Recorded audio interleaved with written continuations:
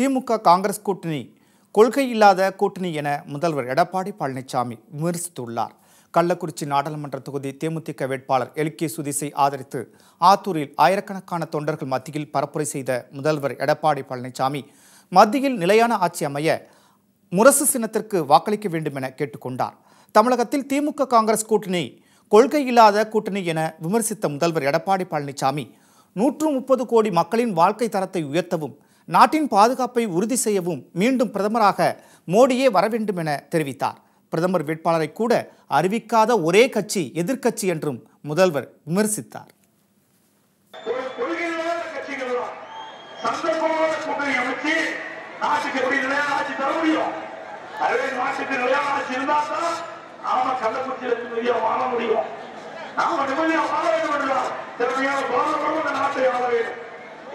இந்திய நாட்டில் 130 கோடி மக்கள் வாழ்கிறார்கள்.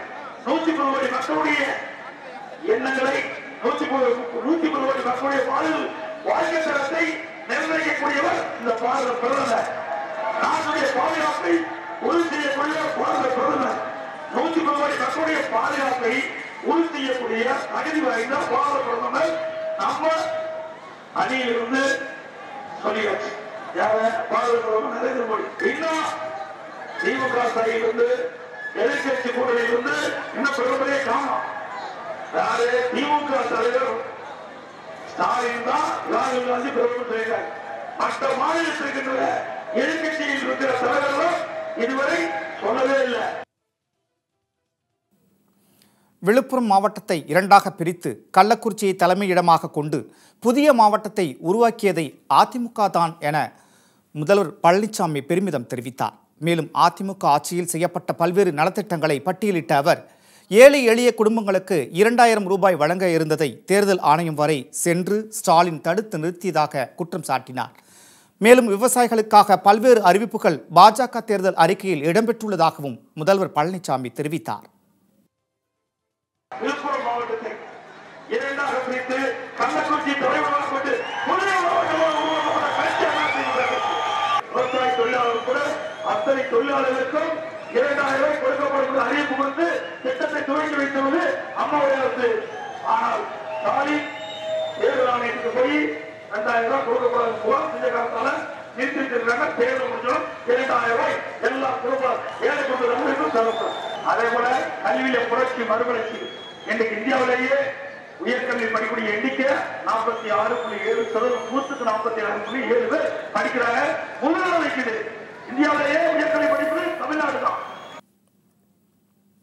ஆத்தூரில் நடந்த தேர்தல் கூட்டத்தில் பேசிய முதல்வர் எடப்பாடி பழனிசாமி ஸ்டாலின் பொய்யான குற்றச்சாட்டை தெரிவித்து வருவதாகவும் கொல்லைப்புறத்தின் வழியாக பதவி பெற்றவன் தான் இல்லை என்றும் தெரிவித்தார்.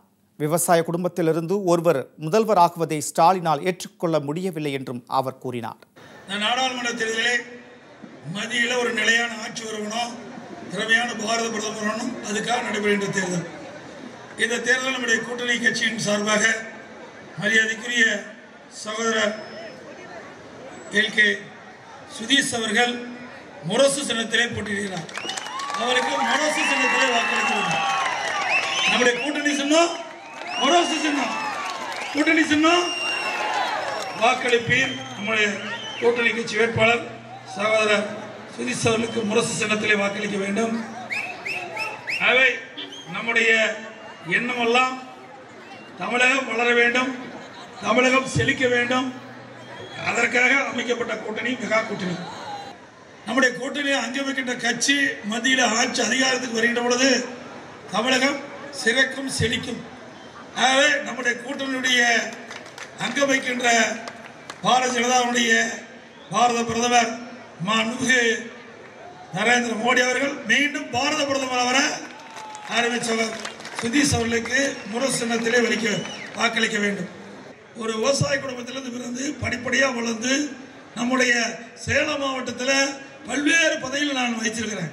எந்த காரணத்துக்காக என்னவோ தெரியல, எந்த மேடையில் பார்த்தாலும் வேணுமெனே திட்டமிட்டு ஒரு பொய்யான குற்றச்சாட்டை சொல்லிக்கிட்டே இருக்கேன்.